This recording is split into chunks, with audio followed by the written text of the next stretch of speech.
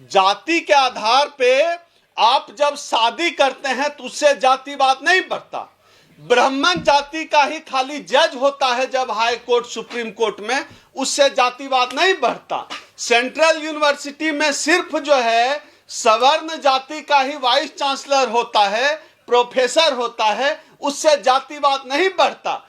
जब जाति का आप शादी का, जितने प्रोफेसर किस्म के लोग हैं, डॉक्टर, इंजीनियर, जो कहते हैं सवर्ण समाज के कि हम पढ़े लिखे हैं, आप उनके शादी का विज्ञापन खोलकर देख लीजिए अंग्रेजी अखबार में। उनको अपने कास्ट का दामाद चाहिए, अपने कास्ट का बहनोई चाहिए, उससे जातिवाद नहीं बढ़ता। जात का कॉलेज में एडमिशन देते समय जात देखते हैं, इंटरव्यू में नौकरी देते समय जात देखकर नंबर देते हैं, उससे जातिवाद नहीं बढ़ता। जात देखकर घोड़ी पर दूल्हा को नहीं चढ़ने देते हैं, उससे जातिवाद नहीं बढ़ता है। जाति देखकर मटके का पानी नहीं पीने देते हैं, उससे जातिवाद नहीं बढ़ता। जातिवाद बढ़ जाता है अगर जाति के आधार पर कोई कहे कि हमको अपना हक दो, तब जातिवाद बढ़ता। यह खेल नहीं, गरीबी सबसे बड़ी जाति है, तो आप ये बताइए ब्राह्मण जज ही क्यों बन रहा है सुप्रीम कोर्ट में? गरीबी सबसे बड़ी जाति है तो अगर गरीबी सबसे बड़ी जाति है, आप ये बताइए एक गरीब ब्राह्मण और एक गरीब खटिक की शादी क्यों नहीं हो रही है? एक गरीब राजपूत और एक गरीब जाटव की शादी, एक गरीब ब्राह्मण भूमिहार और एक गरीब दुसाध चमार की शादी क्यों नहीं हो रही है? दोनों तो गरीब हैं। अगर गरीबी जाती है तो नरेंद्र मोदी मनुस्मृति को मानने वाले लोग हैं, आरएसएस के लोग हैं, वो तो चाहता है, आरएसएस तो यही चाहता है कि जाति की बात ना हो, धर्म की बात हो। लेकिन इस देश का एससी एसटी ओबीसी कौम अब समझने लगा है कि हमारे लिए धर्म कोई मुद्दा नहीं है। कोई मुसलमान आज तक मेरे साथ छुआछूत नहीं किया, मैं दलित पैदा हुआ हूं। मेरे साथ छुआछूत किया है, भेदभाव किया है ब्राह्मणों ने, मेरे साथ भेदभाव किया है सवर्णों ने, जाति के आधार पर नीच माना है। हमें नीच माना, हमारे पूर्वजों को नीच माना है, और अगर हम इस लड़ाई को हार गए, हमारी आने वाली पीढ़ियों को भी छोटा मानेगा, नीच मानेगा। कोई मुसलमान हमारे खिलाफ आज तक आरक्षण के खिलाफ खड़ा नहीं हुआ, किसी मुसलमान ने भेदभाव नहीं किया। फिर मुसलमान हमारा दुश्मन कौन है? कोई मुसलमान हमारा हकमारी नहीं किया। हमारी हकमारी करता है ब्राह्मण, भूमिहार, राजपूत, बनिया, वो हमारे खिलाफ है। भाजपा का यह जो लोगों को ठगने का खेल है, यह जो एससी एसटी ओबीसी कौम को फुसलाने का जो खेल है, वह खेल जाहिर हो गया है। बिहार में जिस तरह से आबादी बढ़ी है एससी एसटी ओबीसी समाज की, पूरे देश में बढ़ी है। ब्राह्मणों की आबादी घटकर अब 3 से 1% हो गई होगी। पूरे देश में जातिगत सर्वेक्षण कराना चाहिए। मुझे ये लग रहा है इस पूरे मामले में कि पहली बार भारत की राजनीति सही दिशा में जा रही है। और सबसे दिलचस्प यह है कि समाजवादी पार्टियां जितनी हैं, समाजवादी धरे की पार्टियां, वो आरक्षण की बात करती रही हैं, जो सोशलिस्ट किस्म की राजनीति करती हैं, विपक्षी पार्टियां हैं, लेफ्ट मिजाज की पार्टियां हैं, जो थोड़ा बाबा साहब को मानने वाली पार्टियां हैं। ये लोग तो जातिगत आरक्षण की बात करते ही रहे हैं, हम लोग भी करते रहे हैं। लेकिन मजा ये है कि इस बार जो है अमित शाह कर रहे हैं जाति जनगणना की बात। भारतीय जनता पार्टी जो है जाति जनगणना का क्रेडिट लेने पे तुली हुई है। आज मैं सुबह YouTube पर एक वीडियो देख रहा था, बीजेपी का एक नेता अजय आलोक, वो बता रहा है कि जाति जनगणना उनका प्रस्ताव था और वो जो है कोविड की वजह से नहीं करा पाए। तो ये भारतीय राजनीति का सबसे दिलचस्प पहलू है कि भारतीय जनता पार्टी जाति जनगणना का क्रेडिट लेना चाहती है। इसका सीधा सा मतलब है इस देश के बहुजनों ने, इस देश के अम्बेडकरवादियों ने जो लड़ाई लड़ी, हमारे संगठन ने, परिसंघ ने भी इस लड़ाई को लड़ा है 1997 से। हमारा जो एजेंडा है कि इस देश में जिसकी जितनी आबादी है, जिस जाति की जितनी आबादी है, उसको उतनी भागीदारी मिले।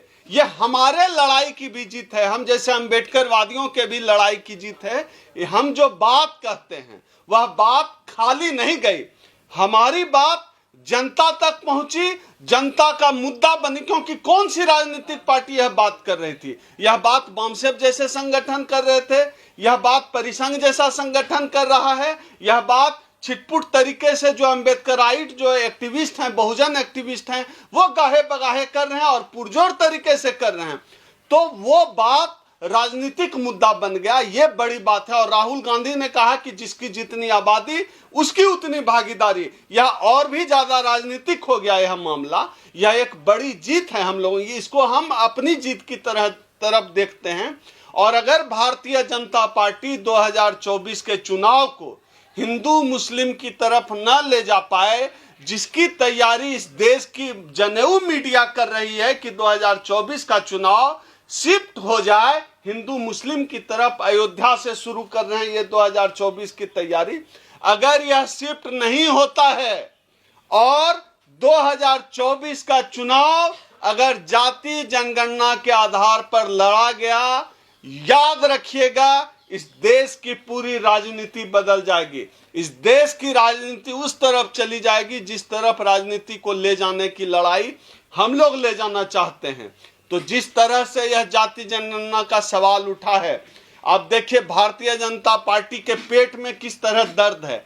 वो तो न रो पा रहा है न हंस पा रहा है। भारतीय जनता पार्टी की स्थिति ऐसी है क्योंकि ओबीसी उनका कोर वोटर रहा है और इस जाति जनगणना का सबसे अधिक लाभ ओबीसी को मिल रहा है।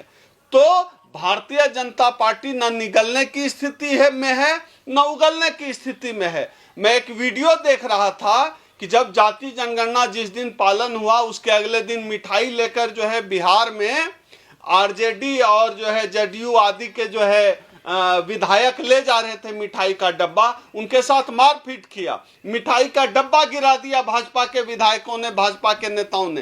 तो इससे पता चलता है कि उनको चिढ़ कितनी है।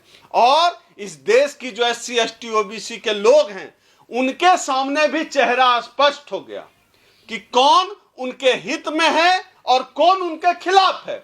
लेकिन इतना तो स्पष्ट हो गया कि भारतीय जनता पार्टी इस देश के SC ST OBC के खिलाफ है। भारतीय जनता पार्टी बहुजन विरोधी है। भारतीय जनता पार्टी दलितों के खिलाफ है। भारतीय जनता पार्टी चाहती है इस देश में मनुवाद लागू हो जाए, क्योंकि जिसकी जितनी आबादी है उसको उतनी भागीदारी मिले। यह एक संवैधानिक बात है। वह भारतीय संविधान के खिलाफ है, मनुवाद के खिलाफ है। भारतीय जनता पार्टी का चेहरा स्पष्ट हो गया है। इस बार 2024 का चुनाव में वोट इस देश का SC ST OBC समाज जो जाति जनगणना की बात करेगा, जो बहुजन हित की बात करेगा, उनके साथ जाएगा। बिहार ने एक नजीर पेश कर दी है कि अब राजनीति देश की ऐसी होगी, ऐसी होनी चाहिए। तमाम दूसरे जितने भी राज्य हैं उन राज्यों में भी जाति जनगणना, जाति आधारित जनगणना हो और जिसकी जितनी आबादी है उसको इतनी भागीदारी मिले। यह एक न्यायपूर्ण बात है, लागू होनी चाहिए। आप सर जी अपर कास्ट के लोगों को बहुत कोसते हैं, वो काबिल मेहनत करते हैं तभी पढ़ाई में आगे जा रहे हैं सर। वो नहीं, उनकी मेहनत हम समझते हैं। अब कॉलेजियम सिस्टम से जज बने बैठे हैं। इनका फूफा जी जज है तो ये जज बने, इनका बाप जज था तो ये जज बनेंगे, उनके दामाद का भाई का चचेरा भाई जज है तो वो जज बनेंगे। ये इनका मेरिट है। इनको अवसर मिला। मेरिट कुछ नहीं होता है, अवसर सब कुछ है। और इनको अवसर मिला, इन्होंने अवसर छीना हमसे। हमको सदियों पीछे धकेल दिया गया, हमें अवसर नहीं मिला। बराबरी की लाइन से बराबरी की लाइन से हमारी दौड़ ही शुरू नहीं हुई, तो फिर हार जीत क्या।